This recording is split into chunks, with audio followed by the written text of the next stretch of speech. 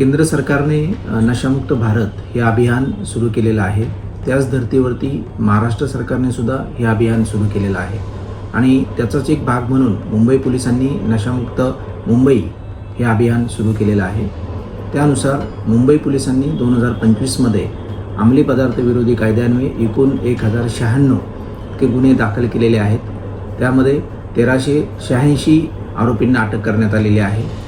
मुंबई पोलिसांनी 2025मध्ये एकूण 1653 किलो वजनाचे अंमली पदार्थ जप्त करण्यात आलेले आहेत. त्याची अंदाजी किंमत 814 कोटी इतकी आहे.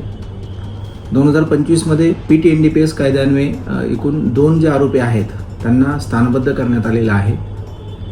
30 जुलै 2025 रोजी महाराष्ट्र सरकारनं जे संघटितपणे अंमली पदार्थाची तस्करी करणाऱ्या ज्या टोळ्या आहेत त्यांच्याविरुद्ध मोक्का कायद्यान्वये कारवाई करण्याबाबतच्या सूचना दिल्या होत्या.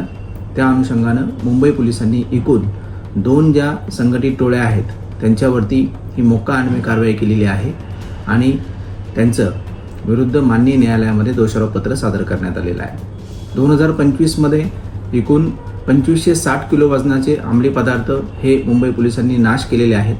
ज्याची अंदाजी किंमत जवळजवळ 136 कोटी इतकी आहे. 2025मध्ये परदेशामध्ये राहून भारतामध्ये अंमली पदार्थाचं रॅकेट चालवणारे एकूण जे 4 आरोपी होते त्यांना प्रत्यार्पण करून मुंबई पोलिसांनी भारतामध्ये आणलेलं आहे आणि त्यांना अटक केलेली आहे.